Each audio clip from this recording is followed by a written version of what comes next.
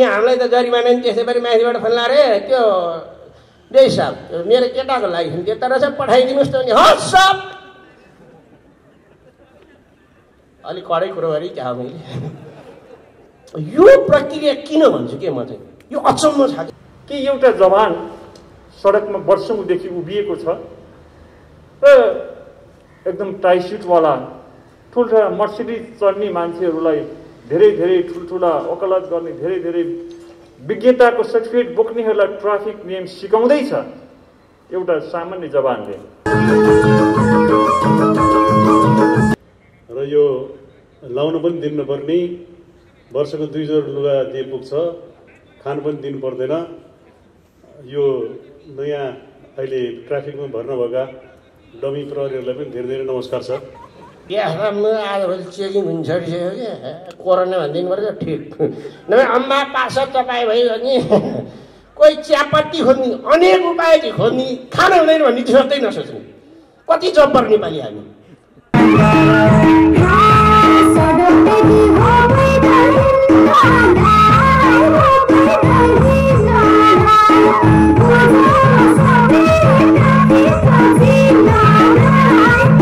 आमा पुलचोकबाट मन्त्रीज्यूले कोट लाउनु भएको छैन यता मन्त्रीज्यूले कोट लाइ अनि मन्त्रीज्यू कहाँ जानुहुन्छ सहमति खोज्न आज हुँदैन फेरि बिचरा काम गर्न जाने चाहिँ जाममा पर्न हुने सहमति खोजेर नेताका घर डुलिरहनेलाई चाहिँ सवारी बनाएर लिएर जानु पर्ने छेउमा बस्ने बरु त्यो दिन ट्राफिक अस्तव्यस्त भए होस् नेताजीहरू जाममा परुन् त्यो दिन सहमति खोज्ने बैठक नबसुन् कसैलाई पनि ट्राफिकले नरोक्ने लाइटले कतिलाई रोक्दो रहेछ हेरौँ अनि कारवाही गर्ने ड्याङ्का ड्याङ त्यहीँ मोटरसाइकल चढिसकेपछि जहाँबाट पनि छिराउनु खोज्ने जसरी जान खोज्ने जताबाट नि छिर्न पाए हुन्थ्यो भने त्यो मानसिकता हुन्थ्यो मसँग।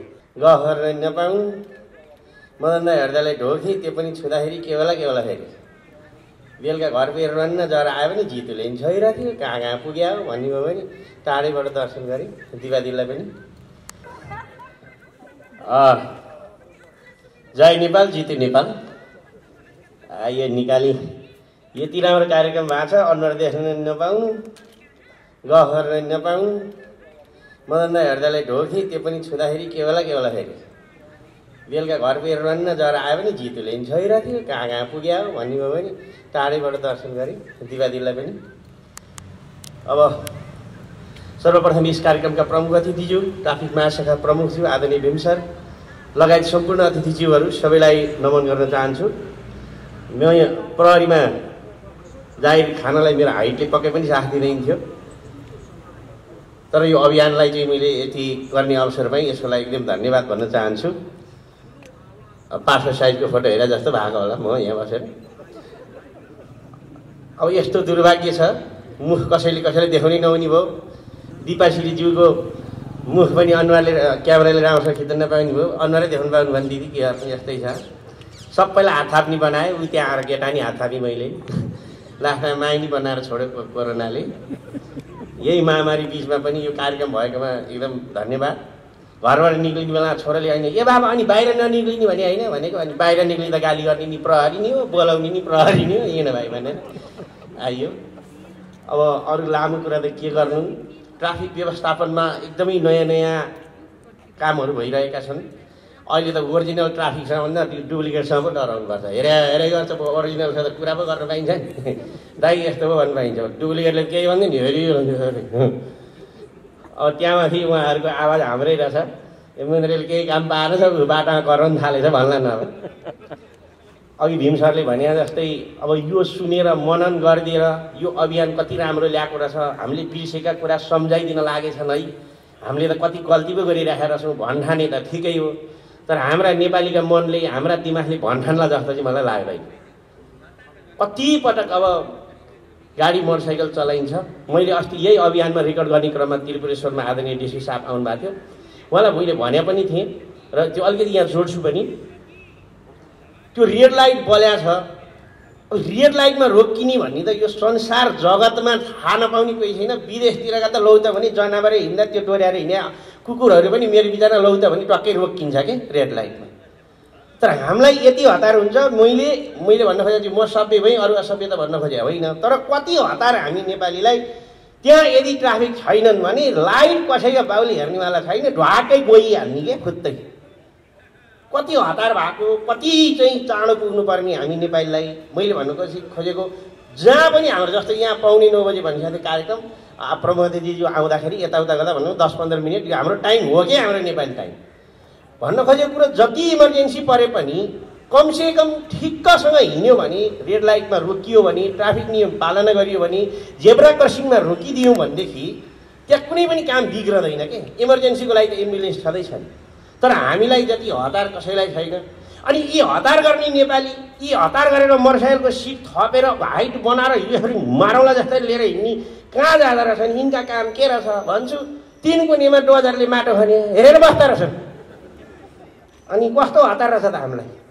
म यो ट्राफिक कार्यालयमा आएर म सबैभन्दा सानो मान्छे, मलाई लागेको कुरा भन्नुपर्दा यो के पनि होइन, नियम अत्यन्तै कडा लाउनुपर्छ। हेर्नुहोस् त बाहिर ड्राइभिङ गर्दाखेरि हामी त कति कार्यक्रममा गयौँ, मापासीका कुरा आए, हामीलाई लिएर गएका मान्छे बिचरा खान मन गर्छ, एउटा नखाइकन चिसो समातेर बस्छ, म ड्राइभर भन्छ।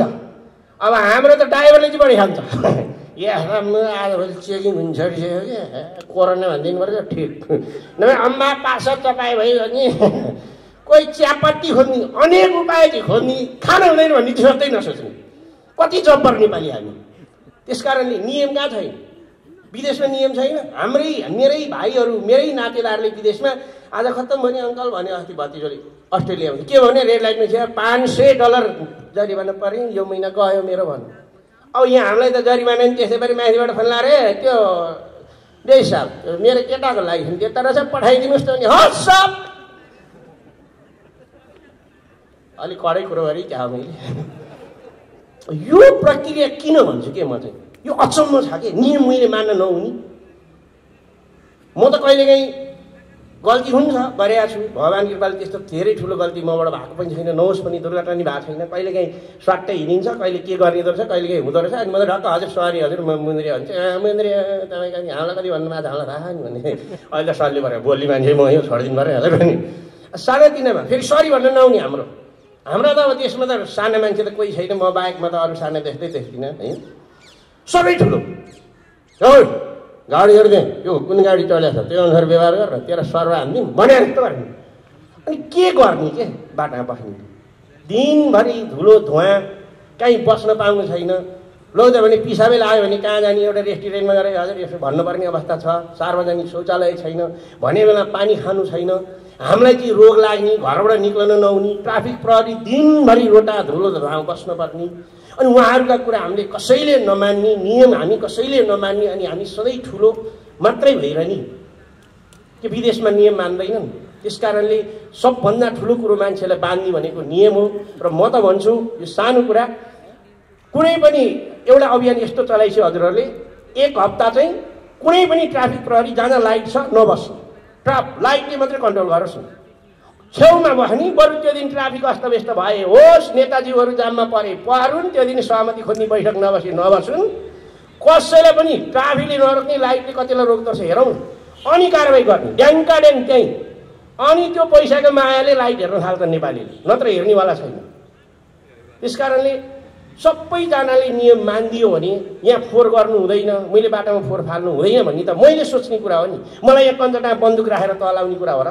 त्यस कारणले आज हामी संसारले रिमोटबाट चल्ने गाडी बनायो, हामी चाहिँ यस्ता डमी बनाएर बाटो नकाट्नुहोस् माथिबाट हिँड्नुहोस् भनेर आदरणीय हरिवंश दाइ र मदन दाइ दिपाश्रीले भन्नुपर्ने दिन आएको छ भनेपछि हामी कहाँ छौँ। त्यसकारण हामी नेपाली जनताले एटलिस्ट नियम कानुन, ट्राफिकका लगायत सबै नियम कानुनमा बसौँ, सवारी चलाउँ। हुन त अब नियम कानुनमा बसेर सबै सिस्टम हुँदा पनि दुर्घटना त भएका छन्, दुर्घटना हुन्छन्, दुर्घटना कसैले चाहेर हुने कुरा होइन, तर कम गर्न सकिन्छ र नियम मान्नुपर्ने हामी सबैको दायित्व हो। र मैले पनि कुनै पनि नियम मानेको छुइनँ, गल्ती गरेको छु भने मैले पनि त्यो अनुसारको सजाय भोग्नै पर्छ भन्दै अन्त्यमा योभन्दा अगाडि अर्को एउटा अभियानमा पनि म धेरै अभियानमा जोडिराखेको छु। मनोज गजुरेलज्यू र म थियौँ, हाम्रो माननीय गृहमन्त्रीज्यू पनि हुनुहुन्थ्यो, त्यतिखेर त्यस्तै कार्यक्रम गरेर निकै भाइरल पनि भएको छ सामाजिक सञ्जालमा। त्यही सवारीकै कुरो गरेका थिएँ। सवारी चलेपछि चाहिँ बाटामा बसेका ट्राफिक सरहरूको त्यो चहल पहल देखेर म जिलै खान्छु।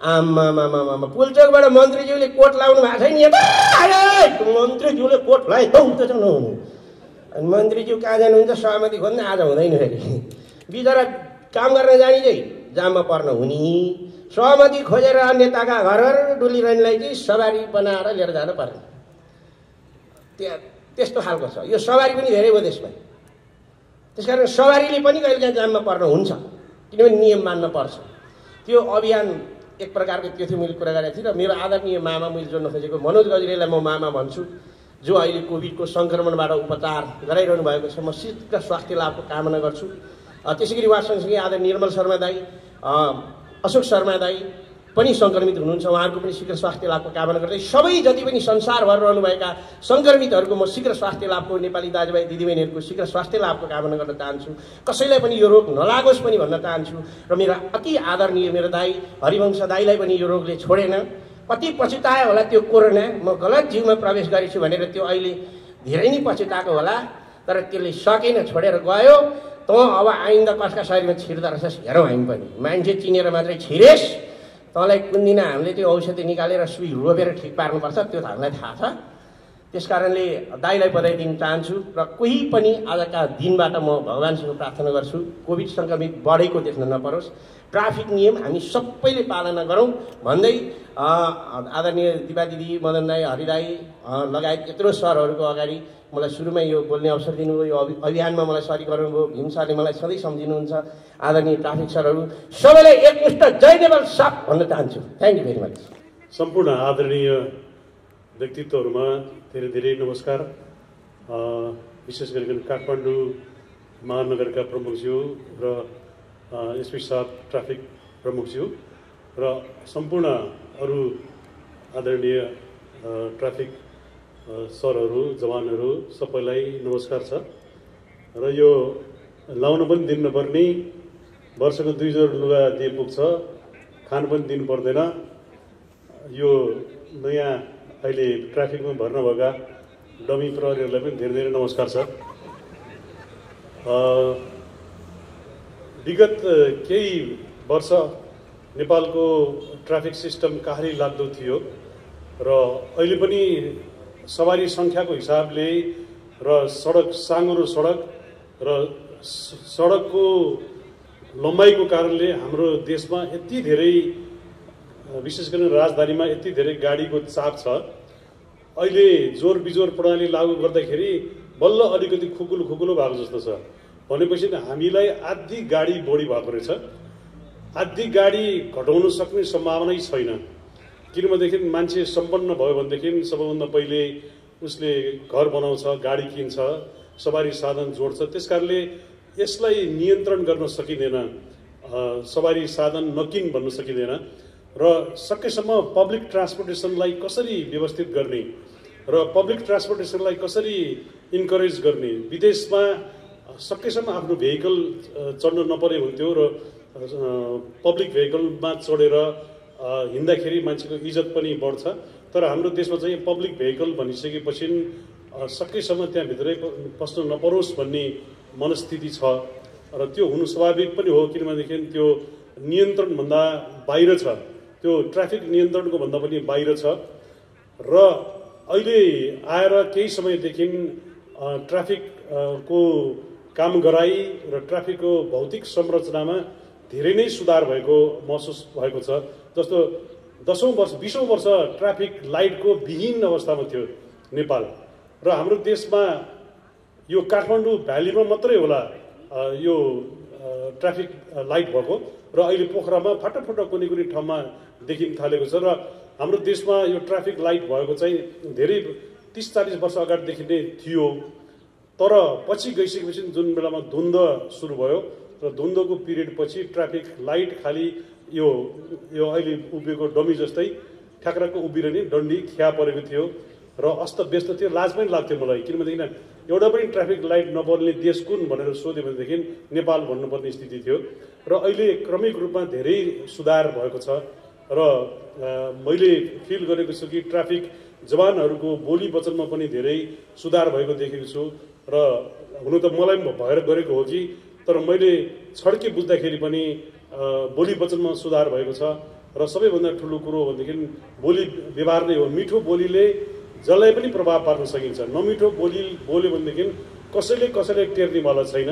त्यसकारणले जनताले पनि ट्राफिकसँग मिठो वचन बोलिदिने। अघि जितु भाइले भन्नुभएको थियो, उहाँले बेसकन हँसाउनु पनि भयो अघि, र ट्राफिकले पनि जनतासँग राम्रो वचनले बोलिदिने र मान्छेले पनि ट्राफिक जवानहरूसँग अब दिनभरि धुलोमा उभिनुपर्छ। धुलो नेपालको यस्तो विधि एउटा धुवामा सायद यो देशमा जस्तो धुलो उडेको अरू देश विरलै होला। गृहयुद्ध भएको देशहरू अरू होलान् कति देशहरू, तर गृहयुद्ध नभएको गृहयुद्धबाट पन्छिसकेको देशमा यति धेरै धुवा हुँदैन होला। त्यो हामीले संसारलाई जितेको छौँ। त्यो कारणले गर्दा यस्तो परिस्थितिमा दिनभरि उभिँदाखेरि शौचालयको व्यवस्था पक्कै पनि थिएन। जितु भाइले भन्नुभयो खानेपानीको व्यवस्था छ, एउटा ढङ्ग्रो राखिरहेको देखिन्छ। र त्यो स्थितिमा काम गर्ने जवानहरू पक्कै पनि मानसिक रूपमा टेन्सन भइरहन्छ। कहिले कसले क्रस गरिदिन्छ, कसले क्रस गरिदिन्छ। मलाई यस्तो लाग्छ कि काठमाडौँको मोटरसाइकल भनेको झिङ्गा जस्तो लाग्छ मलाई। यताबाट पनि हिँड्छ, उसलाई नियम कानुन केही पनि मान्नु पर्दैन। बल जफती नियम कानुन लागू गर्छ र मान्छेको स्वभाव पनि त्यस्तो रहेछ कि पहिले म मोटरसाइकल चलाउँदाखेरि मेरो स्वभाव पनि त्यस्तै थियो। मोटरसाइकल चढिसकेपछि जहाँबाट पनि छिराउनु खोज्ने, जसरी जान खोज्ने, जताबाट नि छिर्न पाए हुन्थ्यो भने त्यो मानसिकता हुन्थ्यो मसँग। मैले गाडी चढिसकेपछि अब मलाई मोटरसाइकलदेखि रिस उठ्न थालेको छ। अब पैदल यात्रुलाई मोटरदेखि रिस उठ्छ र मोटर चलाउने मान्छेलाई पैदल यात्रुदेखि रिस उठ्छ भनेपछि जुन परिस्थितिमा जहाँ उभियो त्यो मान्छे त्यसरी मेन्टली प्रिपेयर हुँदै जाँदो रहेछ। तर मैले मेरो आफ्नो व्यक्तिगत फिल्डमा के गर्छु भनेदेखि म सकेसम्म पैदल यात्रीलाई इज्जत दिन्छु। उहाँहरूलाई कसरी इज्जत दिने भन्ने कुरा पनि हामीले सवारी चलाउने मान्छेहरूले सिक्नुपर्दछ। र अहिले ट्राफिक प्रहरीको नियन्त्रणभन्दा पनि बाहिर मैले एउटा चिज देखिरहेको छु, त्यो चाहिँ सुधार हुन सकेको छैन। सबै देशमा यो बस रोक्ने बस स्टप हुन्छ, हाम्रो देशमा चाहिँ बस स्टप छैन। 10 रुपियाँ पाउने ग्राहक पाइयो भनेदेखि जुनसुकै बेला जहाँ पनि बस ठ्याक्कै रोकिदिइहाल्छ। पछाडि हिँड्ने आएको सवारी साधनको केही मतलबै छैन। तर त्यो नियन्त्रण गर्न गाह्रो छ, किनभनेदेखि त्यो राजनीतिक दलहरूको भातृ सङ्गठनका सदस्यहरू हुनुहुन्छ उहाँहरू धेरै छ। र अघि जितु भाइले भन्नुभयो जस्तै त्यो लाइसेन्स मलाई यहाँ ट्राफिकमा एकचोटि मलाई यहाँ बसले हिर्कायो मेरो गाडीलाई, यही गाडीलाई। मैले त्यो गाडी कमसेकम 1 महिना चलाउनु पाइनँ। मैले चाहिँ त्यो गाडी चलाउँदाखेरि कारखानामा लगेर राख्नु पर्यो, बनाउनु पर्यो। इन्सुरेन्सको पैसा पनि मैले आफैले इन्सुरेन्ससँग पहल गरेर बल्ल मिलाइदिएँ। नत्र म नभएको भएदेखि त्यो इन्सुरेन्सको पैसा पाउने पनि सम्भावना थिएन। यहाँ आउँदाखेरि मलाई सबै ट्राफिक साथीहरूले मद्दत गर्नुभयो, मेरो फेभरमा लाग्नुभयो, किन मेरो गल्ती पनि थिएन। तर मैले 1 महिना गाडी थन्क्याएँ ग्यारेजमा। ट्याक्सी चढ्दाखेरि मेरो 50,000 रुपियाँ जति पैसा खर्च भयो, मैले हिसाब गरेर राखेको थिएँ। तर मलाई हिर्काउने बस आधी घन्टापछि यहाँबाट हिँडेर गयो, पेसेन्जर लिएर गयो। उसको वकिल आयो, उसको वकिलले लाइसेन्स लिने गर्ने सबै चिज वकिललाई जिम्मा लगाए। बसले फेरि यात्रु लिएर हिँडिहाल्यो आफ्नो गन्तव्यमा। भनिसकेपछि यो भातृ सङ्गठनबाट कसरी खोज्ने, यिनीहरूलाई कसरी निष्क्रिय बनाउने र यो गर्नको लागि पोलिटिकल्ली पहल कसरी गर्ने कि यो चिजमा हामी यात्रु पनि मर्कामा छन्, ट्राफिक प्रहरीलाई पनि यो रोक्नलाई हम्मे परेको छ भन्ने एउटा कुरा चाहिँ यो राजनीतिक पक्षमा नै यहाँहरूले पहल गरेर त्यो चिजलाई नियन्त्रण गर्नु जरुरी छ। म हरेक दिन देख्छु 10वटा 15वटा बस जहाँ भेटाए त्यहीँ रोकिदिइहाल्छ ट्याक्कै। र त्यो चिजलाई नियन्त्रण गर्नुपर्दछ र सबै चिज एकैचोटि हुँदैन। अहिले ट्राफिक प्रहरीको धेरै सुधारका कार्यक्रमहरू भएको छ र यसमा यहाँहरूलाई हामीले पनि केही सहयोग गर्न पायौँ।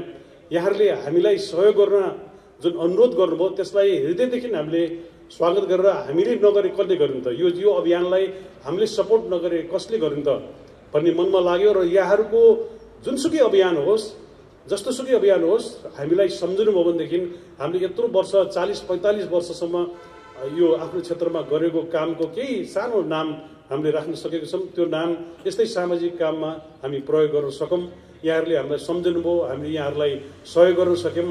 म यहाँहरूप्रति धेरै धेरै आभार व्यक्त गर्दै यो अभियानमा सहभागी हुनुहुने सम्पूर्ण अभियन्ताहरूलाई म हृदयदेखि धन्यवाद ज्ञापन गर्छु। यति भन्दै म बिदा हुन्छु। धेरै धेरै नमस्कार। सबैलाई नमस्कार, प्रमुख अतिथिज्यूलाई नमस्कार, सबै ट्राफिक ज्यूहरूलाई नमस्कार, सामाजिक अभियन्ताहरूलाई नमस्कार। आज राम्रो काममा लाग्न पाए आजको दिन पनि। ट्राफिक व्यवस्था राम्रो भएको कारणले गर्दा दुर्घटनाहरू घटिरहेको छ।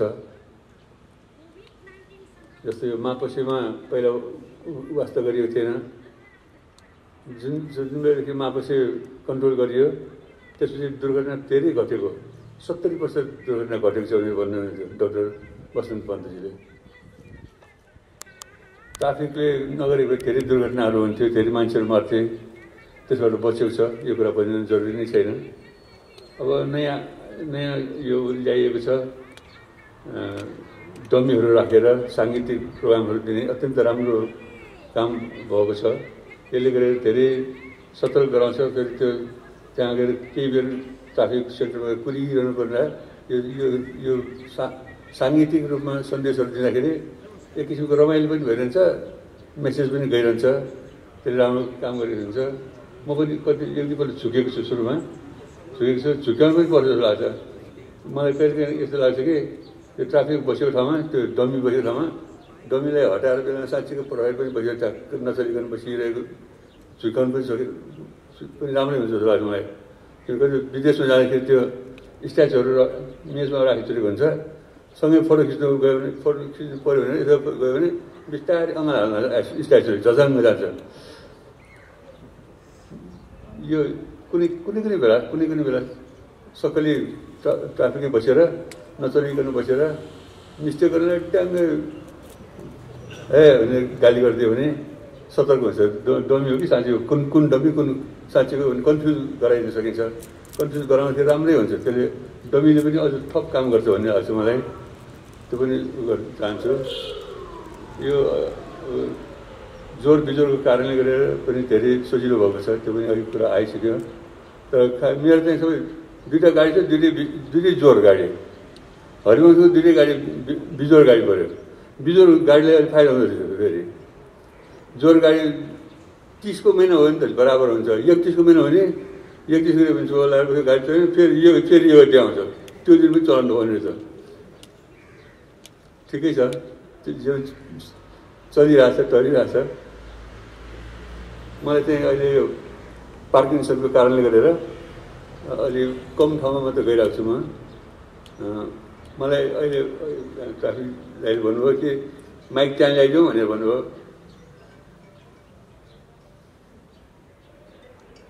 माइक त्यहाँ ल्याइदिउँ कि भनेर भन्नुभयो। त्यति बिरामी छैन, म त्यहीँ आउँछु भनेर भने मैले। मैले पार्किन्सनको कारणले गरेर मलाई अलिक गाह्रो छ। बोल्दाखेरि पनि मलाई कहिलेकाहीँ शब्दहरू दोहोरिन्छ। शब्द यो कान लाग्यो यो बस भने यसो दोहोरेको हुन्छ। कहिले छिटो बोलेको हुन्छु, कहिले बिस्तारै बोल्छ, कहिले अड्किन्छ। त्यस्तो प्रब्लम छ मलाई। तर फटाफट हिँड्न सक्छु। फेरि फटाफट हिँड्दाखेरि केही प्रब्लम छैन। अनि जब आधा पाइला एक पाइलासम्म पऱ्यो कि खुट्टा, त्यो दिमागले कुन खुट्टा चलाउने त्यो कन्फ्युज हुँदो रहेछ। बडा अप्ठ्यारो खालको छ मलाई पार्किन्सनको। तर मैले पेलिरहेको छु। मलाई डक्टरहरूले राम्रो कोअपरेट गरेको छ। औषधि व्यायाम अनेक गरेर सबै काम चाहिँ गरिरहेको छु। मैले मिलेर हरिवंशसँग काम गरेको हुनाले म सक्रिय हुन सकिरहेको छु। मिलेर काम गर्दाखेरिको स्वाद बेग्लै हुँदो रहेछ, जसले धेरै समयसम्म काम गर्न सकिने अवस्था बन्दो रहेछ। त्यहाँदेखि सबैजना मिलेर काम गरौँ, ट्राफिकहरू अझ सक्रिय भएर आउँछ। यो हाम्रो खालि नेपालमा के छ भने हामी नेपालीहरूमा एउटा स्वभाव नियमलाई व्यवस्था गर्नु सक्यो कि आफू खुब स्मार्ट भयौँ जस्तो लाग्ने। जस्तो एकतर्फी बाटो हुन्छ वान वेमा, त्यो वान वे त्यो साइनबोर्ड देखाउँदाखेरि त्यहाँबाट छुट्टै छेड्न पायो भने आफू खुब स्मार्ट भन्नु लाग्दो रहेछ। तर विदेशमा फरक छ। विदेशमा नियमको पालना गऱ्यो भने म नियमको पालना गरेको मान्छे भने गर्व गर्छन्। यहाँ चाहिँ नियमलाई बिगार्न सक्यो भने आफू खुब स्मार्ट रहेछ, चलाक रहेछु भने त्यस्तो स्वभाव छ। जस्तो मैले अमेरिका जाँदाखेरि पनि ठाउँमा देखाएको छु। जस्तो एक बेलुका गइरहेको थियौँ, बाटो एउटा स्टप लेखाएको थियो। हाम्रो गाडी सर रोक्यो। किन रोकेको भने त स्टप लेखेको रहेछ। स्टप लेखेको ठाउँमा त्यहाँ ट्राफिक एकजना पनि थिएन, बत्ती पनि थियो, ट्राफिक लाइट पनि थिएन, एउटा मुसो पनि हिँडिरहेको थिएन बाटोमा, रातिको समय थियो, भित्रको बाटो थियो, यहाँ खुर्खुर त्यो गइन्थ्यो होला, त्यहाँ स्टप लेखेपछि एकछिन रोकिहाल्यो, धेरै रोक्नु पर्दैन, स्टप लेखेरमा गाडीलाई 0 उसमा ल्याउने, 0 मिटरमा 0 किलोमिटरमा ल्याएर एकछिन रोके, 1 सेकेन्ड मात्र भए पनि रोकेर लगाएखेरि उसले ट्राफिक नियम पालना गरेको भन्ने गर्व भयो। त्यसो विदेशतिर उता बाटो काट्न लागेको छ भनेदेखि यता 20-30 फुट अहिले नै रोकिदिन्छ। उनीहरूको सोचाइमा कस्तो भने पहिला मानिस जन्मेको हो, त्यसपछि गाडी भने धेरै पछि आएको भने पहिलो फर्स्ट राइट बाटो हिँड्ने मान्छेको फर्स्ट राइट हुन्छ भनेर उसलाई प्रायोरिटी दिएको हुन्छ। तर यहाँ चाहिँ त्यहाँ हट्नु परिकन कुदाएको हुन्छ। त्यो चिजलाई कन्ट्रोल गर्नको लागि ट्राफिक चाहिएको हो। धेरै चिज कन्ट्रोल पनि भएको छ, तर पनि सम्झाउँदै गर्नुपर्ने रहेछ, सम्झाउँदै गर्नुपर्ने स्वभाव छ। त्यस्तो हामी ईश्वरप्रति आस्था राख्ने मान्छेहरूमा पनि ईश्वरप्रति आस्था राख्छौँ, तर बिर्सिरहेको हुन्छौँ। यो सम्झाइरहनु पर्ने रहेछ कि हरे राम गाउन लगाइरहेको हुन्छ, एउटै किन गाउन लागेको छैन। हामीले यत्रो जिन्दगी पायौँ, यत्रो संसार हेर्न पायौँ, प्रकृति हेर्न पायौँ, जसले हेर्ने दियो, जसले आँखा दियो उसैलाई बिर्सिने बानी हुन्छ। त्यो सम्झाउने धर्मले त्यस्तो गर्दो रहेछ। मैले भन्नु खोजेको भने मानिसलाई सम्झाइरहनुपर्छ। जस्तो कतिपय विज्ञापन आइरहन्छ नि, सबै थाहा छ, हामी कोकाकोलाको पनि कतिहरू आइरहेको छ, त्यो आएन कि बिर्सिन्छ। त्यो सम्झाइरहने काम हो। यो कार्यक्रमहरूले, यस्तो यो के म्युजिकल प्रोग्रामहरूले, एडभर्टाइजहरूले मान्छेले सम्झाउने काम गर्छ। सम्झाएन कि बिर्सिहाल्छ, सम्झाइरहनुपर्छ। सम्झाइरहने काम यस्तो भइरहन्छ। राम्रो काम भएको छ, त्यसको लागि धन्यवाद। धेरै काल अनि एउटा यो हामीले चाहिँ यो हामीले मोबाइलबाट बोलेर पनि पठायौँ। अस्ति यो कोभिडको कारणले गर्दा सबै ठाउँमा फिजिकली उपस्थित हुन अप्ठ्यारो हुनाले यसलाई चाहिँ यो जब ठिकै छ, फेरि चाहिँ स्टुडियोमा बसेर पनि गरौँ। स्टुडियोको क्वालिटीमा धेरै फरक पर्छ, मुडमा पनि फरक पर्छ, इम्प्रोभाइज पनि हुन्छ। त्यसलाई त्यो पनि गर्दै जाउँ। फेरि यहाँहरूको उसमा बोलाउनु होला, हामी आउँछौँ। त्यसको लागि क्वालिटीमा ध्यान दिनु भए अझ राम्रो हुन्छ भन्ने लाग्छ मलाई। Thank you. नमस्कार सबैजनालाई। अलिअलि मेकअप गरेर आएको थिएँ, सबै छोप्नु पर्यो र मैले मास्क खोलेरै बोल्ने निर्णय गरेँ। यस कार्यक्रमका सभाध्यक्षज्यू, प्रमुख अतिथिज्यू, सम्पूर्ण सरहरू र मैले पूजनीय ढोगनीय माननीय हाम्रो मदन दाई, हरि दाई, मेरो प्यारो भाइ मुन्द्रु र सम्पूर्ण सामाजिक अभियन्ताहरू, सम्पूर्ण जीवहरूलाई चाहिँ म एकदमै नमन गर्न चाहन्छु। भन्नुपर्ने कुरा केही छैन। हाम्रो एसएलसी पास गरेको मुन्द्रुले सबै कुरा भनेको छ र भन्नुपर्ने कुरा चाहिँ के रहेछ भन्दाखेरि यो डमी जुन यो साङ्गीतिक डमी अभियानलाई सञ्चालन गर्छु भनेर जुन अभियान चाल्नु भएको छ हाम्रो भीम सर, भीम दाई, उहाँलाई धेरै धेरै बधाई। किनभने केही नै काम नगरिकन, नौलो काम नगरिकन अगाडि बढ्नै सकिँदैन। त्यस कारणले गर्दाखेरि अघि निवर्तमान अध्यक्ष भन्नुभयो, सिजन 1 मा मैले काम गर्ने अवसर पाएको थिएँ, सिजन 2 मा करिश्मा दिदी हुनुहुन्छ, उहाँलाई पनि बधाई। भाइको कार्यक्रम राम्रो भइरहेछ, त्यसको लागि पनि शुभकामना र बधाई छँदैछ। फेरि जोडिनै छ, के छ र यहाँ दिपाश्री आउट, जितु नेपाल आउट भन्ने खालका न्युजहरू पनि धेरै सम्प्रेषण भइरहेका छन्। त्यस्तो केही होइन, नमान्नुहोस् त्यसमा डाउट। म त्यो पनि भन्न चाहन्छु। र यो डमी म बाटोमा हिँडिरहँदाखेरि होइन, पुरुष साथीहरू मात्रै हुनुहुन्छ त यो डमी भन्ने सोचिरहेको थिएँ। पछि छ्याट लगाएर यता जुगुल्टा बनाएर कपाल पनि थपियो क्या त्यहाँ। भनेपछि महिला प्रहरी पनि हुनुहुँदो रहेछ भनेर खुसी भएँ। आफू महिला भएपछि केही न केही खोजिहालिँदो रहेछ त्यो। र जुरो भएको महिला प्रहरीलाई देख्दाखेरि आफै उभिएको जस्तो फिल भइरहेछ। त्यसमाथि पनि आफ्नै स्वराङ्कनबाट एउटा सचेतना दिने कार्यक्रम सुचारू गर्न पाउँदाखेरि पनि खुसी लागिरहेछ। यो अवसरको लागि भीमदाई लगायत सम्पूर्ण सरहरूलाई म धन्यवाद दिन चाहन्छु। र मैले भन्नुपर्ने कुरा केही छैन। यो अभियान एकदमै सशक्त रूपमा अगाडि बढोस्। नियम पालना सबैले गर्नुहुनेछ, हामी पनि गर्छौँ। यस अभियानको प्रतिबद्धता जाहेर गर्दै म सबैलाई धन्यवाद दिन चाहन्छु। जय नेपाल।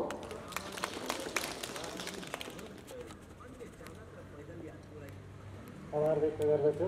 आफैमा उहाँ निर्देशक छोटो यो पनि यहाँलाई अनुरोध गर्न चाहन्छु र अन्तमा यो कार्यक्रममा जसले आवाज दिनुभएको छ उहाँहरू सबै उपस्थित हुनुहुन्न, उहाँहरू सबैलाई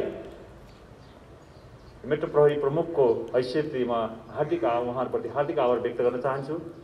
र यो कार्यक्रममा आउनलाई एकदमै उत्सुक भयो भने मनोज घोषरेलजी उहाँ अहिले कोभिडको कारणले गर्दा आउन सक्नु भएन। मैले उहाँको म्याडमको आज स्ट्याटस हेरेको थिएँ, म त केही दिन भावुक पनि भएँ। उहाँलाई अलिकति चेपेको पनि रहेछ, त्यो स्ट्याटसले मलाई धेरै भावुक पनि बनायो। उहाँ अहिले कोभिड विरुद्ध लडिराख्नु भएको छ, उहाँको शीघ्र स्वास्थ्य लाभको कामना गर्छु। र अन्य जो कलाकारहरू कोभिड विरुद्ध लड्नु भएको छ उहाँहरूको शीघ्र स्वास्थ्य लाभ कामना गर्छु। कोभिडलाई पराजित गर्न सकिँदो रहेछ, पराजित गरियो भनेर हाम्रो मदन कृष्ण हरिवंश राई आउनुभएको छ, उहाँलाई पनि म यस घडीमा हार्दिक बधाई भन्न चाहन्छु। उसलाई परास्त गरेको एउटा राम्रो सन्देश गएको छ। हामी जति परास्त गरेको बाहिर सन्देश जान्छ उति मनोबल बढ्दो रहेछ। यो पनि एउटा अचम्म चिज रहेछ कि जति नेपालीले परास्त गर्दै गयो उति हाम्रो मनोबल बढ्दै जान्छ, जितिँदो रहेछ भन्ने हुँदो रहेछ। त्यसले एउटा राम्रो समाजमा चाहिँ छाप छोड्दो रहेछ। र यहाँहरूले जुन अमूल्य समय चाहिँ यहाँ उपस्थित हुनुभयो, अनुहारसम्म देखाउन नपाउने अवस्थामा यो परिवेशमा दूरी कायम गर्नुपर्ने परिवेशमा दूरी कायम गर्दा गर्दा पारिवारिक हाम्रो त घरायसी सम्बन्धहरू पनि दूरीमा जाला भन्ने डर भइसकेको अवस्था छ। यो अवस्थामा हामीले यति भव्यताका साथ यति सभ्यताका साथ यो कार्यक्रम सम्पन्न गऱ्यौँ। यो कार्यक्रममा आयोजना गर्ने आयोजकज्यूलाई पनि म हार्दिक आभार व्यक्त गर्न चाहन्छु। अत्यन्त महत्त्वपूर्ण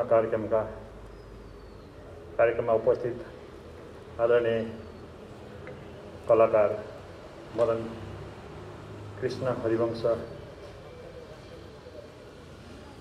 एन्ड अत्यन्त चर्चित कलाकार दिपा श्री निरोला, योगजन शेर्पा, जितु नेपाल, सामाजिक अभियन्ता राधा पोखरेल। मैले यहाँ नाम भुलाएँ भने अन्यथा नसम्झिनु होला। अन्य कलाकार साथीहरू, मेरा सहकर्मी एसएस साहबहरू, उपस्थित प्रहरी अधिकृतहरू, पत्रकार मित्रहरू, म यो कार्यक्रममा खासै धेरै इन्ट्रेस्ट थिएन उपस्थितिको लागि, तर मैले जब यहाँ उपस्थिति को रहनुहुन्छ भन्ने कुराको जानकारी पाएँ त्यसपछि मैले यहाँ आउने निर्णय गरेँ कि मैले मुलुकले अत्यन्त सम्मान गरेका यो मुलुकमा र अन्तर्राष्ट्रिय क्षेत्रमा र नेपाली भाषीहरूमा अत्यन्त प्रिय चर्चित कलाकारहरूको यहाँ उपस्थिति हुन्छ भनेपछि मैले यो कार्यक्रममा आफ्नो उपस्थिति जनाउने निर्णय गरेँ। र मलाई आज चर्चित कलाकारहरूको माझमा प्रमुख अतिथि भएर यो कार्यक्रमको उद्घाटन गर्न पाउँदा र यो डमी हस्तान्तरण गर्न पाउँदा मलाई अत्यन्त खुसी लागेको छ। यो मेरो नोकरी जीवनको एउटा ऐतिहासिक क्षण पनि हो र मलाई दुईटा कुरा मनमा खेलिराखेको छ। एउटा, यो डमी यसरी हामीले सडकमा लैजाँदैछौँ, त्यसमा पनि अत्यन्त चर्चित कलाकारहरूको आवाज सहित। यसले मलाई एउटा खुसी लागेको छ, हामीले एउटा अभियान सुरु गरेका छौँ। र दुःख फेरि लागिरहेको छ अर्कोतर्फ कि आज 20औं शताब्दीमा सडकमा दैनिक हामी सवारी साधनका साथ निस्कन्छौँ, तर अहिले पनि हामीमा सडक चेतना त ट्राफिक नियमको बारेमा डमीको भए पनि आवाज सुन्नुपर्ने बाध्यता छ। कता कता लज्जित तुल्याएको जस्तो लाग्छ कि हामी नेपालीको लेभल कहाँ छ, हाम्रो सोच कहाँ छ। हामी ट्राफिक नियम जान्दैनौँ वा जानेर भाइलेट गर्छौँ। हाम्रो संस्कार के हो, यसको पहिचान गर्नु जरुरी छ। त्यसको खोजी गर्नु जरुरी छ र यसको निदान स्थायी रूपमा खोज्नु जरुरी छ जस्तो मलाई लाग्छ।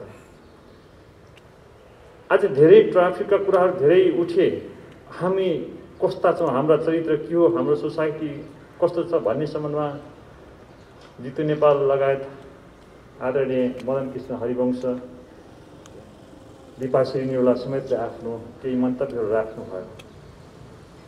मैले हरेक कलाकारहरूको मन्तव्य सुन्दा सधैँ याद गर्छु कि अब वास्तविक मूल्याङ्कन आउँदैछ है, चाहे त्यो राजनीतिक क्षेत्रको होस्, चाहे त्यो सामाजिक क्षेत्रको होस्, चाहे सुरक्षा निकायको होस्, हाम्रो तस्बिर कस्तो छ अब बोलिन्छ त्यहाँ ध्यान दिनुपर्छ।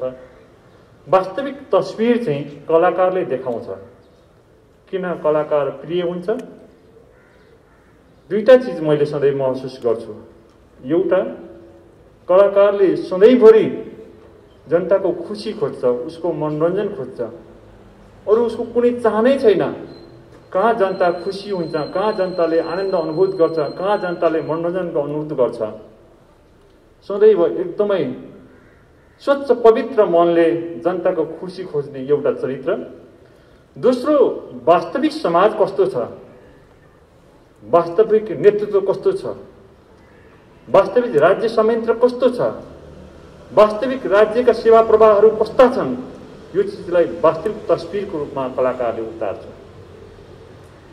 त्यसैले जहिले पनि हामीले एउटा सोसाइटीको क्यारेक्टर बुझ्नको लागि, त्यसको स्तर बुझ्नको लागि हामी कलाकारको कहीँ आवाज खोजेर हेऱ्यौँ भने त्यहाँ देख्छौँ, त्यहाँ भेट्छौँ।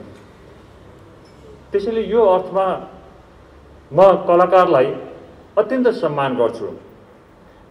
अत्यन्त विशेष अवस्थामा पनि केही कुराको जानकारी लिनु पर्यो भने अत्यन्त महत्त्वका साथ उहाँहरूको विचारलाई हेर्छु।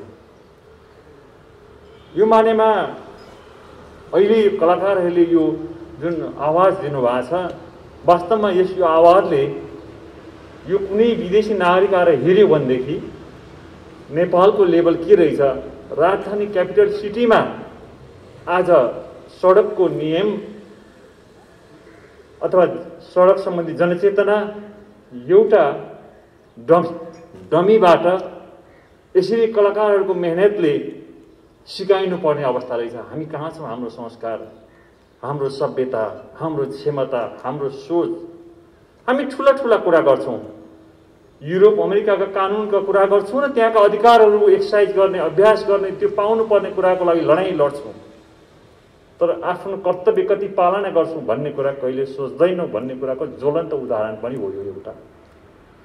यसले हामीलाई सिकाउँदैन, सिकाउने मात्र होइन, यसले एउटा ठुलो व्यङ्ग्य पनि दिएको छ कि एउटा जवान सडकमा वर्षौँदेखि उभिएको छ र एकदम टाइसुटवाला ठुल्ठुला मर्सिडिज चढ्ने मान्छेहरूलाई धेरै धेरै ठुल्ठुला वकालत गर्ने, धेरै धेरै विज्ञताको सर्टिफिकेट बोक्नेहरूलाई ट्राफिक नियम सिकाउँदैछ। एउटा सामान्य जवानले वर्षौँ भइसक्यो, उसका शरीर गलिसके, ऊ थकित भइसक्यो, तर त्यो ट्राफिक नियम जानेर कहिले आएन, कहिले जानेन। सधैँभरि फेरि भाइलेसन छ, दुर्घटना छ, थकित भयो। त्यो थकित भइसकेको व्यङ्ग्यात्मक स्वरूप पनि हो यो। अब हामी त थकित भइसक्यौँ, अब यो आवाज सुन्नुहोस्, डमीको आवाज सुन्नुहोस्, अनि तपाईँ आफूलाई सुधार्नुहोस्। तपाईँ सधैँ अधिकारको मात्रै कुरा गर्नुहुन्छ, ठुल्ठुला ऐन कानुनमा लेखिएका अधिकारका कुराहरूमा वकालत मात्रै गर्नुहुन्छ, तर तपाईँले कर्तव्य कति बिर्सिनु भएको छ भन्ने कुरा हामीले त सिकाउँदा सिकाउँदा थाकिसक्यौँ। अब तपाईँहरूलाई डमीले सिकाउँछ, तर हामीले आवाज चाहिँ तपाईँहरूको सम्मानको लागि हस्ती कलाकारहरूको, यो राष्ट्रका महान कलाकारहरूको आवाज राखिदिएका छौँ भने यो सन्देश पनि हामीले दिएका छौँ। त्यसैले मलाई लाग्छ यो चिजले दुईटा कुरामा परिवर्तन ल्याउँछ। एउटा, केही नजानेकाहरू पनि होलान्, त्यसले केही जान्ने मौका पाउँछ, केही जानेकाहरूले पनि लज्जित हुने अवस्था सिर्जना हुन्छ, जसले भोलि ट्राफिक नियम पालना गर्ने कुरालाई मद्दत पुर्याउँछ भन्ने हामीले अपेक्षा गरेका छौँ। र अत्यन्त महत्त्वपूर्ण अभियान हो यो। मैले भने दुईटै दृष्टिकोणले। र यो महत्त्वपूर्ण अभियानमा यहाँका नेपालका राष्ट्रिय कलाकारहरू, त्यसमा पनि हामी पहिले हाम्रो सोसाइटी समाज कस्तो छ, हाम्रो संस्कार कस्तो छ, हामी विभिन्न कुराका घरेलु हिंसादेखि लिएर राष्ट्रिय घटनाहरूका कुराहरूको कुरा गर्छौँ, त्यो कस्तो छ भनेर बुझ्नको लागि हामी पहिले पनि हाम्रो मदन कृष्ण हरिवंश दाईहरूको चाहिँ कार्यक्रम हेर्थ्यौँ, त्यसबाट बुझ्थ्यौँ। पछि धेरै कलाकारहरू आउनुभयो, धेरै कार्यक्रमहरू दिपाश्री हाम्रो चाहिँ कलाकार दिपाश्रीको कार्यक्रम हेर्दा पनि हामी देख्थ्यौँ, दीपकजी र दिपाश्रीको कार्यक्रम हेर्दा पनि देख्थ्यौँ सोसाइटी कहाँ छ, समाज कहाँ छ, परिवार कस्तो छ, हाम्रा चरित्र कस्ता त्यही हेर्थ्यौँ, त्यो देख्थ्यौँ। त्यो चिजलाई उहाँहरूको आवाजले फेरि यहाँ देखाएको छ। त्यसैले मैले दुईटै कुरा भने, एउटा गर्व लागेको छ, एउटा लज्जा लागेको छ, लज्जाको अनुभूत भएको छ। यो दुईटै चिज सँगै बोकेर हामी सडकमा जाँदैछौँ। अब यसले के योगदान गर्छ, के परिवर्तन गर्छ भन्ने कुरा हामी भोलिका दिनमा हेर्छौँ। र मैले फेरि धेरै कुराहरू बुझ्दै पनि म फेरि सडकमा निस्कने नागरिकहरूलाई पनि म धेरै दोष दिन पनि चाहन्न, किनभने हामी सधैँ उसका दोषहरू, उसका कमी कमजोरीहरूको बारे मात्रै देख्छौँ, तर उसलाई दिने सुविधाको बारेमा हामीले कति गर्यौँ त भनेर राज्य संयन्त्रको तर्फबाट हामीले पनि सोच्नुपर्ने हुन्छ। आज हाम्रा महत्त्वपूर्ण सहरहरूमा, महत्त्वपूर्ण स्वास्थ्य निकायहरूमा हामीले जानु पर्दाखेरि सवारी साधन लिएर जाँदाखेरि मेरो सवारी साधन कहाँ राख्ने भन्ने घरबाट निस्किँदेखि चिन्ता छ। मैले यो ट्राफिक कार्यालयमा डिएसपी हुँदा काम गरेको थिएँ, त्यतिखेर मलाई अनुभूत हुन्थ्यो हामी कति वर्षपछि हाम्रो सवारी साधन लिएर निस्किँदा ढुक्कले जहाँ काम पर्छ त्यहाँ छेउमा पार्किङ त हुन्छ भन्ने सोचका साथ निस्किन सक्छौँ। कति वर्ष लाग्छ। अहिले काठमाडौँ सिटीभरि हेऱ्यो भने हामी सडक सानोमा भयो भन्छौँ, जहाँ पायौँ रोक्यो भन्छौँ, जहाँ पायौँ पार्किङ गर्यो भन्छौँ, तर हामीले यत्रो सडक निर्माण गरेका छौँ, यति ठुलो सडक सञ्जाल बनिसक्यो, तर हाम्रो सेवाग्राहीहरूले कहाँनिर आफ्नो पार्किङ गर्ने त? खै पार्किङ कहाँनिर गर्ने? अनि धेरै सवारी साधन साझा सवारी साधनहरू चल्छ, त त्यो सवारी साधन कहाँनिर रोक्ने? उसको रोक्ने ठाउँै छैन। हामीले धेरै अभ्यास गऱ्यौँ कि सवारी साधन पार्किङको व्यवस्था र स्टपिङको व्यवस्था, दुईटा व्यवस्था गर्नलाई यहाँ विज्ञानराज शर्मा हुनुहुन्थ्यो, त्यतिखेर ठुलो अभियान चलायौँ हामीले। मान्छेका सडकमा राखेका धेरै सवारी साधनहरू उठायौँ, फाइन गरायौँ, सबै गरायौँ। मान्छेहरू धेरै परिवर्तन आयो भन्ने पनि अनुभूत गरे सडकमा, तर त्यो दिगो रहन सकेन, किनभने हामीले भौतिक संरचनामा सुधार नगरेसम्म हामीले कुनै व्यक्तिको पहलमा कुनै कार्यक्रम अभियान चलाउँदैमा फेरि त्यो दिगो रूप लिँदैन। त्यसले अब हाम्रो आवश्यकता के हो भने हामीले मुलुक बनाउने हो भने, हामीले हाम्रा सबै चिजमा सुधार गर्ने हो भने, ट्राफिकको मात्रै नगर्ने, सबै चिजमा सुधार गर्ने हो भने हामी निस्वार्थ रूपमा प्रतिबद्धताका साथ पहिले मुलुक बनाऊ। मुलुक बनेपछि घर बन्छ। तपाईँको सुन्दर घर भएर केही काम छैन। तपाईँको सुन्दर सडक चाहिन्छ, सुन्दर मुलुक चाहिन्छ, सुन्दर संस्कार र संस्कृति चाहिन्छ भन्ने कुरा सबैले बुझेर त्यसमा लाग्यौँ, त्यसमा प्रतिबद्ध भयौँ, निस्वार्थ रूपमा काम गऱ्यौँ भने मात्रै हामीले सबै क्षेत्रमा सुधार गर्न सक्छौँ। होइन भने तपाईँको हाम्रो सुधारको गति हेऱ्यो भने मैले 39 सालमा काठमाडौँ आउँदाखेरि जे भोगेको थियो त्योभन्दा बढी ठुलै उपलब्धि मैले केही देखेको छैन। किनभने केही चेन्ज आउँछ, त्यो त समयको प्रेसरले पनि आउँछ, तर मेरो त्यागले कति आयो भन्ने कुराको खोजी गर्नु जरुरी छ। प्रत्येक व्यक्तिले, हामी राज्य संयन्त्रमा बस्नेले समयको प्रेसरले आएको हो कि मेरो योगदानले आएको हो भन्ने कुरा खोजी गर्नु जरुरी छ। त्यसैले अब हामीले के गर्नुपर्छ भने सबैले आफ्नो ठाउँबाट मेरो तर्फबाट के गर्न सकिन्छ यो मुलुकको लागि, मेरो तर्फबाट चाहे सडकको कुरा होस् चाहे अन्य सबै कुराहरू, जहाँसुकै कुरा होस्, के गर्न सकिन्छ भनेर आफूले गर्ने भूमिका आफ्नो तर्फबाट आफैले खोज्नु जरुरी छ। हामी सबै दोष मात्रै लगाउँछौँ, अर्कोलाई मात्रै गर्छौँ। र मैले ट्राफिककै कुरा गर्दाखेरि हामी बिहेभियरको पार्ट पनि कुरा गऱ्यौँ। साँच्चै व्यवहारमा ठुलो प्रहरीको साह्रै आलोचना हुन्छ। बोल्नै जान्दैन, संस्कारै छैन भन्ने कुरा सधैँ उठ्छ। अनि लोभलाभमा परेको कुरा पनि उठ्छ, धेरै लोभलाभमा परेको कुरा। त त्यसको विरुद्ध हामीले लडाइँ लड्यौँ। अघि हरिवंश दाइले भन्नुभयो, त्यसको विरुद्धको लडाइँ लड्यौँ, त्यो सुधार भएको रहेछ भन्ने उहाँहरूले पनि अनुभूत गर्नुभयो। त्यो हरिवंश भनेर गरेको व्यवहार होइन है, आम नागरिकलाई एउटै व्यवहार छ। त्यो कुनै व्यक्ति विशेषलाई चिन्ने होला, कसैले काहीँ कुनै ठाउँमा अलि राम्रै गर्यो होला, लाग्ला मलाई पनि लाग्ला कि कुनै हस्पिटलमा अथवा कुनै ठाउँमा जाँदाखेरि राम्रो डक्टरले रेस्पोन्स गर्यो अथवा कसैले राम्रो रेस्पोन्स गर्यो भने, अथवा ब्याङ्कमा कुनै ठाउँमा जाँदाखेरि राम्रो रेस्पोन्स गर्यो भने मलाई पनि भित्र कहिले कहिले लाग्छ डिआइजी भनेर चिनेर गरेको हो कि जस्तो लाग्छ। तर होइन, अलिकति सुधारिएको पनि हुन्छ। त्यसैले सुधारेका छौँ, हामीले हाम्रो बिहेभियरको पार्टमा सुधारेका छौँ, हाम्रो आचरणका पार्टमा सुधारेका छौँ, लोभ लाभ त्याग्ने कुरामा सुधारेका छौँ। तर हामी व्यक्तिगत रूपमा हाम्रो प्रयासबाट सुधार्नको लागि प्रयत्न गरेर जति हामीले उपलब्धिहरू हासिल गरेको छौँ, त्यो हिसाबको संरचनाहरूको विकास गर्न सकेका छैनौँ। मलाई लज्जा लाग्छ, म युएनमा पनि धेरै मुलुकहरू काम गरियो, कहिले कहिले लाज लाग्छ आफैलाई कि मेरो मुलुकको काठमाडौँको राजधानीमा अहिलेसम्म 25-26वटा मात्रै सडक लाइट छ अरे, त्यो पनि भर्खर सुरु भएको। लज्जा बोध हुन्छ। सबैभन्दा लामो संसारको सबैभन्दा लामो इतिहास बोकेको मुलुक। किन लामो इतिहास? धेरै मुलुकलाई सार्वभौम सम्पन्न हुनको लागि, कोलोनीबाट मुक्त हुनको लागि धेरै लडाइँ लड्नु परेको थियो। तर सधैँ स्वतन्त्र रूपमा लामो इतिहास बोकेको यो मुलुक, जसको विकास र समृद्धिको गतिलाई हेऱ्यो भने साह्रै नै दुःख लाग्छ। राजधानी जस्तो ठाउँमा धुवाँ धुलो छ, राजधानी जस्तो ठाउँमा सडक लाइट छैन, राजधानी जस्तो ठाउँमा डमी राखेर जनचेतना फैलाउनु पर्छ।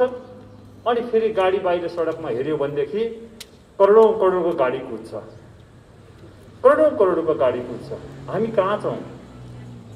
हाम्रो कहाँनिर कमी कमजोरी भइरहेछ। यो चिजको खोजी गर्नु जरुरी छ, यो चिजमा परिवर्तन ल्याउनु जरुरी छ। मैले भने बत्तीको कुरा कति ठाउँमा हामीले छलफल गरेर आउँछौँ। काठमाडौँमा सिसिटिभी राख्नलाई अल टोटल सिसिटिभी राख्न धेरै पैसा होइन, चाहे त्यो चाहिँ पञ्चायतकालमा राखेको होस्, चाहे पञ्चायतकाल पछि राखेको होस्। 3 चरणको कुरा गर्ने हो भने 46 सालको परिवर्तनपछि, 63 सालको परिवर्तनपछि जहिलेको कुरा गर्ने हो भने काठमाडौँमा सिसिटिभी राख्ने हो भनेदेखि तपाईँको लगभग 5-6 अरब 7 अरबभन्दा बढी पैसा लाग्दैन। यो तीन जिल्लाको लागि इस्टिमेट त्यो छ। त्यति मात्रै राख्दाखेरि पनि हाम्रो अहिलेको ट्राफिक भाइलेसन जति हुन्छ अथवा अन्य किसिमका जति अपराधहरू हुन्छन्, त्यसलाई नियन्त्रण गर्न हामीले जति अहिले जनशक्ति खर्चेको छौँ, त्यो लगभग 50% भन्दा बढी घट्छ। त्यति पनि चाहिँदैन र हामी छिटो द्रुत सेवा पनि दिन सक्छौँ। संसारमा काठमाडौँ सिटीकै कुरा गर्दा अन्य राजधानीमा हामीले हेऱ्यौँ। म ट्राफिक ट्रेनिङमै चाइनामा गएको थिएँ। चाइनामा एउटा ठुलो रुमबाट त्यो चाइनाको ठुलो सिटीहरू कन्ट्रोलमा छ। त्यही छ, आफैमा छ सिटी, हर चिजलाई कन्ट्रोलमा छ। किनभने प्रत्येक व्यक्ति, प्रत्येक सवारी साधन माथि सिसिटिभीले पिछा गरेको हुन्छ। एउटाले छोड्यो अर्कोले सुमाउँछ, अर्कोले छोड्यो अर्कोले सुमाउँछ। हामी त अहिलेसम्म पञ्चायत खराब भयो भनेर परिवर्तन गरेको पनि भयो होला नि 30 वर्ष त, त्यो पनि नाग्यो होला नि। यो 30 वर्षमा पनि हामीले 26 वडाबाट 26 अर्को 26 पनि थप्न सकेनछौँ। कहाँनिर गर्व गर्ने? कहाँनिर गर्व गर्ने? कोसँग गर्व गर्ने? हामीभित्र भएका कमी कमजोरी अब आफैले सच्याउनुपर्छ, यसको विरुद्ध लड्नुपर्छ। अब कलाकारहरूले मैले जहाँ पनि देखेको छु, जितु नेपालले भन्नुभयो, उहाँले त्यो उद्घाटन बेला म पनि त्यहीँ थिएँ। हाम्रो मनोज गजरेलजी र जितु नेपालजी हुँदाखेरि उहाँ बडो राम्रो व्यङ्ग्य एउटा मुलुक कहाँ छ, हाम्रो संस्कार के छ, कसरी भइरहेको राम्रो राम्रो दिनु भइराखेको छ, त्यो चित्र दिइराख्नु भएको छ। तर त्यो चित्र सुरुन्जेल हाँसो मात्रै भइरहेछ, चित्र त हाँस्ने कुरो मात्रै भइरहेछ। त्यो चित्र आयो है भन्ने चिजलाई हामीले ध्यान दिएका छैनौँ। त्यसले यो सबै चिज भएको हुनाले यो परिवर्तनको लागि अब हामी सबैले, के राज्य संयन्त्रका कर्मचारी, के नागरिक, सबैले आफ्नो ठाउँबाट आफ्नो भूमिका खोजेर यो मुलुकलाई जुन व्यथित र विसङ्गत विकृति जहाँ जहाँ जगटिएको छ जो यो मुलुकभित्र, त्यो सबैको विरुद्ध एकबद्धताका साथ लड्नु जरुरी छ। मेरो फाइदा हुन्छ भनेर ट्राफिक नियम भाइलेट गरेको अवस्थामा त्यसको सुविधा लिन खोज्ने हाम्रो जुन चलन छ त्यसलाई पनि अन्त्य गर्नु जरुरी छ। म भाइलेट गरेँ, म त्यसको सजाय भागीदार हुन्छु नि भन्नु ठिक हुन्छ। त्यसैबाट जितिन्छ, त्यसैबाट सम्मान पाइन्छ। त्यो चिजको सुरुवाती हामी बुझेकाहरूबाट गर्न जरुरी छ।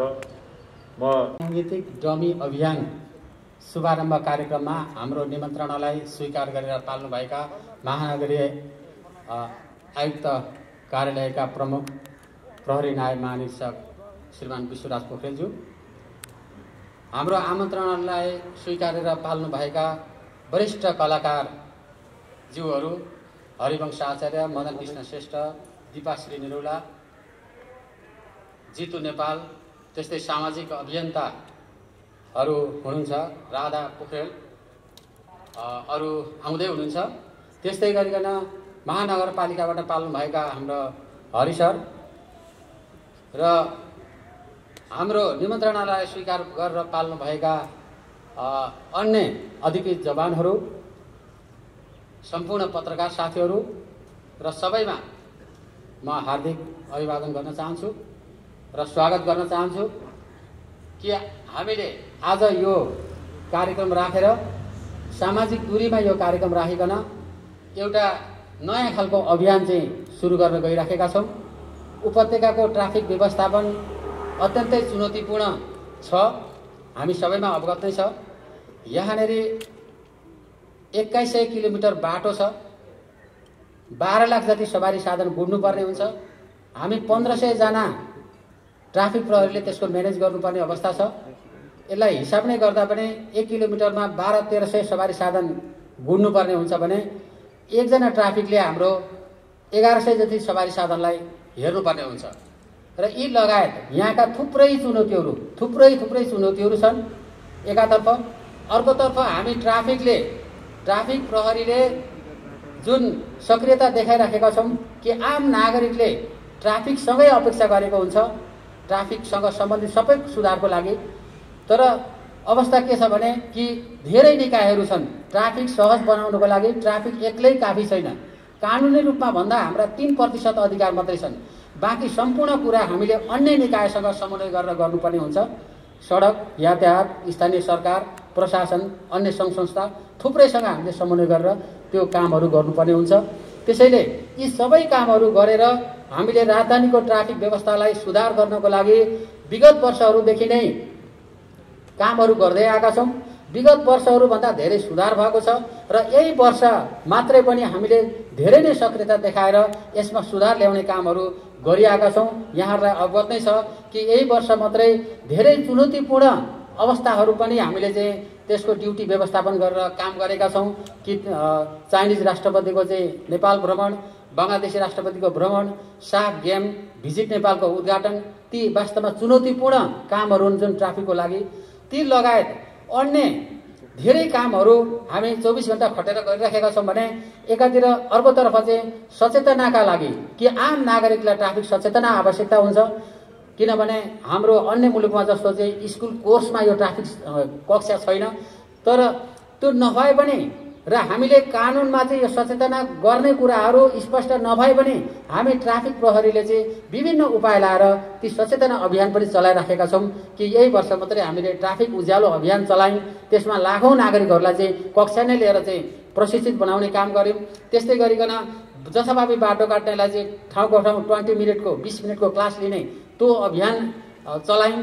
केही नलागेर हामीले सारङ्गी टोली पनि घुमायौँ ठाउँ ठाउँमा। त्यस्तै चाहिँ हाम्रा स्वयंसेवकहरू, हामी आम युवा र विद्यार्थीसँग समन्वय गरेर चाहिँ स्वयंसेवक परिचालन पनि हामीले गऱ्यौँ।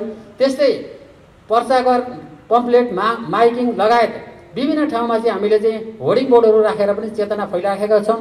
र त्यस्तै पछिल्लो आवरमा हामीले डमी ट्राफिक डमी राखिकन त्यहाँ सडक सूचनाहरू चाहिँ हामीले त्यहाँ राखिराखेका छौँ भने सबै खालको उपाय लागेर हामी सचेतनाको लागि लागिराखेका छौँ। यसको मतलब के हो भने नागरिकले ट्राफिक नियम जानकार हुन् र त्यसले गर्दा दुर्घटना नहोस्, ट्राफिक नियम पालन होस् भन्ने कुरामा हामी सचेत भएर हाम्रो ड्युटी आवरभन्दा ज्यादा ड्युटी खटेर पनि सचेतनाका अभियानहरूलाई हामी चलाउँदै आएका छौँ र त्यसैको कडीको रूपमा आज हामीले चाहिँ यो सुरु गर्दैछौँ। र यसमा एउटा कुरो मैले जोड्नै पर्ने हुन्छ कि सम्पूर्ण नागरिकहरूलाई सहज सेवा दिनको लागि र अब राजधानीको ट्राफिक व्यवस्थालाई चाहिँ पूर्ण रूपमा प्रविधिमा लानको लागि पनि हामीले प्रयासहरू गरिरहेका छौँ। यहाँहरूलाई जानकारी छ कि हामी सीसी क्यामेरालाई बढीभन्दा बढी प्रयोग गरेर त्यसलाई चाहिँ हामीले एउटा व्यवस्थापनमा चाहिँ उपयोग गरेका छौँ कि सीसी क्यामेराबाट यो गए साल मात्रै हामीले 10,000 चालकलाई चाहिँ फुटेजकै आधारमा कारबाही गरेका छौँ। त्यस्तै यो 8-9 वर्ष अगाडि मात्रै 2-4 महिना ट्राफिक लाइट थियो, त्यस पछाडि थिएन। सम्बन्धित निकायसँग समन्वय गरेर अहिले हामीले 26वटा मुख्य चोकमा चाहिँ ट्राफिक लाइट बालेका छौँ, जसले गर्दाखेरि हाम्रो एउटा चोकमा 6 जना ट्राफिक खटिन्थ्यो भने अब 2 जनाले भ्याउने अवस्था छ। 4 जना ट्राफिक निकालेर हामी अर्को ठाउँमा ट्राफिक नभएको ठाउँमा हामी खटाउन सक्षम भएका छौँ। त्यस्तै गरिकन नागरिकहरू चाहिँ ट्राफिक कार्यालयमा धाउनुपर्ने जुन अवस्था छ कि कतिपय कागजात हरायो, ब्लू बुक हरायो, लाइसेन्स हरायो, पर्मिट हरायो या मोटरसाइकल हरायो या चाहिँ गाडी हरायो भने अब घरै बसी उहाँहरूले चाहिँ निवेदन दिने र त्यसको चाहिँ सिफारिस गरिदिने हामीले त्यो सिस्टम सुरु गरिसकेका छौँ। एउटा चाहिँ लस्ट डकुमेन्ट सम्बन्धीको सफ्टवेयर, अर्को लस्ट भेहिकल सम्बन्धीको सफ्टवेयर त्यो सुरुवात गरिसकेका छौँ। र निकट भविष्यमै सडकमा जुन चाहिँ हामीले जरिमाना गर्छौँ, चिट काट्छौँ र उहाँहरूले यहाँ आउनुपर्ने हुन्छ, 2-3 दिन धाउनुपर्ने हुन्छ, त्यसलाई पनि हामी कटौती गर्न गइराखेका छौँ कि अनलाइन सेवा मार्फत जरिमाना चाहिँ सोझै राजस्वमा जाने कि 2-3 मिनटमै त्यो काम सकिने नागरिकहरूको त्यो कुरालाई पनि निकट भविष्यमा हामी सुरु गर्दैछौँ। त्यस्तै स्मार्ट पार्किङको अवधारणा हामीले ल्याएका छौँ अनि त्यस्तै नाकाहरूमा डिजिटली इनआउटको कुराहरूलाई पनि हामीले अगाडि सारेका छौँ। समग्रमा भन्दाखेरि कि हामीले सडकमा पनि प्रविधिलाई युज गरेर ट्राफिक व्यवस्थापन सहज बनाउने, सिस्टमले चलाउने र हाम्रो कार्यालयबाट दिने सेवाहरूलाई पनि हामी प्रविधि मार्फत नागरिकलाई घरमै बसी त्यो सेवा दिन हामी अगाडि बढिसक्यो, धेरै अगाडि बढेका छौँ। 70% कामहरू सकेको छन् र अहिले कोभिडको कन्टेक्स्टमा पनि यो जरुरी छ, त्यसकारण यसलाई हामीले चाहिँ महत्त्व दिएर अगाडि बढेका छौँ। र यिनै सिलसिलामा चाहिँ एउटा कडीको रूपमा आज हामीले ट्राफिक सचेतनाका लागि साङ्गीतिक डमी अभियान आज हामी सुरु गर्न गइराखेका छौँ। र यसको प्रमुख उद्देश्य भनेको यहाँहरूलाई जानकारी छ, हामीले ठाउँ ठाउँमा डमी राखेका छौँ, त्यसले एउटा काम गरेको छ, नागरिकहरूले त्यसलाई सराहना गर्नुभएको छ। र त्यसै अन्तर्गत अर्को चाहिँ यो डमी मार्फत चाहिँ सचेतना दिउँ भनिकन हामीले चाहिँ यो डमीको कन्सेप्टलाई अगाडि ल्याएका छौँ कि यहाँले देख्न सक्नुहुन्छ अगाडि कि त्यो डमीमा साउन्ड सिस्टम पनि हुन्छ र साउन्ड सिस्टममा चाहिँ हामीले हाम्रो ट्राफिक सचेतना सम्बन्धी गीतहरू अनि हाम्रो ख्यातिप्राप्त जो वरिष्ठ कलाकारज्यूहरू हुनुहुन्छ उहाँहरू, सामाजिक अभियन्ताहरू, उहाँहरूका चाहिँ सन्देशहरू हामीले त्यहाँ राखेका छौँ र ती सन्देश र गीतमा चाहिँ हाम्रो ट्राफिक नियमका 30-35वटा नियमहरू सबै समावेश गरिएको छ। ती सबै समावेश गरेर हामीले राखेका छौँ र यसको मुख्य उद्देश्य भनेको चाहिँ साङ्गीतिक माध्यमबाट ट्राफिक नियमबारे आम नागरिकहरूलाई सुसूचित गर्ने नम्बर 1। नम्बर 2 मा ट्राफिक सचेतना वृद्धि भई ट्राफिक नियम पालनाको प्रवृत्ति बढाउने र नम्बर 3 मा चाहिँ यो सबै गरेर दुर्घटनालाई चाहिँ न्यूनीकरण गर्ने हाम्रो मुख्य उद्देश्य यो हो र यो मार्फत हामी त्यसमा सफल हुन्छौँ भन्ने लाग्छ। र यसमा हामीले अहिले पहिलो चरणमा चाहिँ यो कोटेश्वर, बानेश्वर चोक, रत्न पार्क, नयाँ बस पार्क र कलङ्की जहाँ धेरै भिडभाड हुन्छ, जहाँ मान्छेहरू त्यत्तिकै पनि अल्मली राख्नुहुन्छ, जहाँ बस कुर्नको लागि उभिनुहुन्छ, त्यहाँनिर चाहिँ यो ट्राफिक डमी आजबाट हामी सुरुवात गर्छौँ, त्यहाँ राख्छौँ। र यसबाट चाहिँ कति लाभान्वित हुन्छ भन्दाखेरि मिनिमम पनि हाम्रो क्यालकुलेसन के छ भने यो डमीहरू दिनमा 3 घन्टा हामी बजाउँछौँ सङ्गीत त्यहाँनिर, दिनमा 6 घन्टा, बिहान 3 घन्टा पिक आवरमा र बेलुकाको पिक आवरमा 3 घन्टा। र 3 घन्टा बज्दाखेरि चाहिँ आधा घन्टामा एउटा डमीले 50 जनालाई शिक्षित बनाउँछ, मतलब प्रशिक्षित गर्छ र त्यो हिसाब गर्दाखेरि दिनभरिमा 3000 जनाले चाहिँ यो शिक्षा पाउँछ र 1 महिनामा 1 लाख जनालाई हामी प्रशिक्षित बनाउँछौँ। कि ट्राफिक नियम सम्बन्धी सबै कुरा उहाँहरूले केही न केही जान्नुहुन्छ। त्यो कुरो चाहिँ घर परिवारलाई भन्नुहुन्छ, साथीभाइलाई भन्नुहुन्छ र त्यसले गर्दा ट्राफिक नियमको एउटा उज्यालो सबैमा पुग्छ भन्ने हामीले अपेक्षा गरेका छौँ। वास्तवमा यही नै सबै कुरो नहोला, तर केही न केही हो, यसले धेरै काम गर्छ भन्ने चाहिँ हामीले आशा गरेका छौँ। र यसमा यो गर्नको लागि चाहिँ हामीलाई यो उपलब्ध गराउनु भएको जो अहिले हरि कुँवर सर यहीँ हुनुहुन्छ महानगरपालिका, उहाँहरूले हामीलाई चाहिँ यो सहयोग गर्नुभएको छ र उहाँहरूप्रति पनि म एकदमै आभार व्यक्त गर्दछु। र जो अभियन्ताहरूले जो चाहिँ हाम्रो वरिष्ठ कलाकारज्यूहरूले यसमा चाहिँ यो सन्देशहरू दिएर र कलाकारहरूले गीत गाएर जुन किसिमको चाहिँ हामीलाई हौसला दिनुभएको छ, डमीको लागि चाहिँ जुन योगदान गर्नुभएको छ, उहाँहरूप्रति म सम्पूर्ण ट्राफिक महाशाखाको तर्फबाट उहाँहरूप्रति अत्यन्तै आभार व्यक्त गर्दछु, खुसी व्यक्त गर्दछु कि सङ्क्रमण रोगमा हुँदाहुँदै पनि उहाँहरू चाहिँ हस्पिटलमा हुँदाहुँदै पनि रेकर्ड गरेर हामीलाई पठाइदिनु भएको छ र आदरणीय हरिवंश दाई अब रिकभर भएर आउनुभएको छ।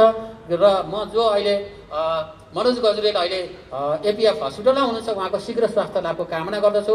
र हाम्रा आदरणीय कलाकारज्यूहरू जसले नागरिकलाई प्रत्यक्ष रूपमा आफ्नो मेसेजहरू दिनुहुन्छ र उहाँहरू मार्फत हाम्रा ट्राफिक नियमका मेसेज गयो भने नागरिकमा अझ राम्रोसँग घुस्छ, राम्रोसँग उहाँहरूले चाहिँ यसलाई लिनुहुन्छ भन्ने हामीले अपेक्षा गरेका छौँ। र यति भन्दै म धेरै लामो नबोलिकन पुनः प्रमुख अतिथिज्यू लगायत सम्पूर्णमा म यो महाशाखाको प्राङ्गणमा हार्दिक स्वागत गर्दै र यो अभियान अब आजबाट सुरु हुन्छ र यो सफलता होस् भन्ने सबैसँग म सहयोगको पनि अपेक्षा गर्दै अहिलेलाई म बिदा हुन्छु।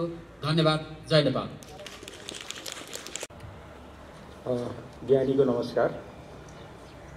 आज यो ट्राफिक सचेतनाका लागि साङ्गीतिक डोमी अभियानका शुभारम्भ कार्यक्रमका सभापतिज्यू भीम ढकाल सर, यस कार्यक्रमका प्रमुख अतिथि डिआइजी विश्व पोखरेलज्यू, नेपालका मुख्य कलाकार एउटा कलाकार पङ्क्तिबाट जसलाई एउटा विभिन्न कार्यक्रममा सहयोग पुर्याइरहनु भएका हाम्रा मदन कृष्ण, हरिवंश दाई, कलाकार दिवाश्री लगायत अन्य कलाकार साथीहरू, ट्राफिक प्रहरीका सम्पूर्ण कर्मचारीज्यूहरू, पत्रकार साथीहरू, आज हामी बडो नयाँ ढङ्गको जुन एउटा सचेतना कार्यक्रमको प्रारम्भ सुरु गर्न गइरहेका छौँ र यो पक्कै पनि जुन समयअनुसार हामीले आफ्ना यो ट्राफिकलाई व्यवस्थित गर्ने क्रममा नयाँ कार्यक्रमहरू गर्नको लागि हामी यो काठमाडौँ महानगरपालिका र ट्राफिक प्रहरी महाशाखाको सहकार्य र विभिन्न चरणमा विभिन्न किसिमका कार्यक्रमहरूमा गरिआएका छौँ। त्यस्तै नेपाल प्रहरीसँग पनि यसै क्रममा हामी हरेक दिन जस्तै ट्राफिक प्रहरीसँग जुन यहाँका प्रमुखज्यू लगायत अन्य अधिकृतज्यूहरूसँग कसरी ट्राफिक व्यवस्थापन गर्न सकिन्छ र यो जुन अहिले पनि भनिसक्नुभयो आधी गाडीहरू हुँदा त ठिकै जस्तो लाग्छ, तर सबै गाडीहरू चल्नुपर्ने परिस्थिति पनि छ र त्यसलाई ती गाडीहरूलाई कसरी सडकमा गुडेर ट्राफिक जाम हुनबाट कम गर्ने विषयमा हामी एउटा पिक एन्ड ड्रपदेखि लिएर विभिन्न किसिमका जुन प्रहरी पुग्न नसक्ने अवस्थामा हामीले टेक्नोलोजी मार्फत ती गाडीहरूलाई नियन्त्रण अर्थात् जुन जथाभावी र कानुन मिचेर हिँड्ने गाडीहरूलाई कारबाही गर्ने चरणमा को पनि हामी एउटा काठमाडौँ महानगरपालिकाले जुन एउटा सीसीटीभी काठमाडौँ उपत्यका महानगरपालिका क्षेत्रभित्र सीसीटीभी जडान गर्ने कार्य लगायत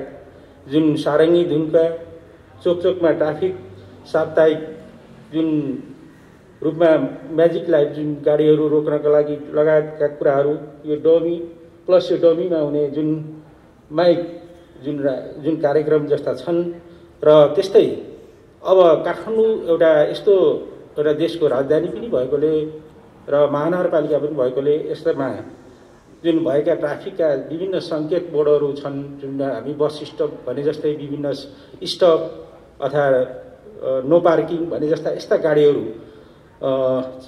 राख्ने चिन्हहरू छन्। ती चिन्हहरू पनि अब हामीले नयाँ किसिमले जानुपर्छ, बनाउनुपर्छ भन्ने कुराहरूमा पनि हामी उहाँहरूसँगको सहकार्यमा हामी अगाडि काठमाडौँ महानगरपालिका अगाडि बढेको छ र नयाँ कुनै पनि त्यस्ता कार्यक्रमको सवालमा काठमाडौँ महानगरपालिकाले हाम्रो बजेट कार्यक्रममै एउटा सहकार्यमा कार्यक्रम गर्ने भनेरै एउटा हामीले आफ्नो बजेट कार्यक्रममै समावेश गरेको अवस्था छ भने जुन जथाभावी जुन गाडीहरू सडकमा पार्किङ गरेर ट्राफिकलाई जुन अवरोध पारेको अवस्थालाई पनि ट्राफिक प्रहरी र काठमाडौँ महानगरपालिकाको सहकार्यमा ती गाडीहरू उठाउने लक गरिदिने र तिनीहरूलाई जरिवाना गर्ने जस्ता कार्यहरू पनि हामी एक आपसमा सहयोग र सहकार्यमा अगाडि बढाइरहेको अवस्था छ र अझै हामीले यो जुन व्यवस्थापनको लागि के गर्नुपर्छ हामी दुवै पक्षहरू हामी यस कार्यमा हामी चाहिँ अगाडि बढ्न हामी तयार छौँ र यो कार्यले पक्कै पनि जुन यो डमीले पक्कै पनि वास्तवमा एउटा नयाँ किसिमको म्यासेज दिएको छ सबैले यसलाई एउटा प्रशंसा गरेको अवस्था छ र अझै भन्नुपर्दा यी कार्यक्रमहरूलाई अझै प्रभावशाली बनाउनलाई महानगरपालिका हरेक पहल हरेक समयमा हामी सहकार्य गर्ने प्रतिबद्धता जनाउँदै जुन यस कार्यक्रममा यहाँहरूले एउटा सानो मन्तव्य राख्ने मौका दिनुभयो यसको लागि धन्यवाद दिँदै मेरो आफ्नो सानो भनाइ राख्दछु। धन्यवाद।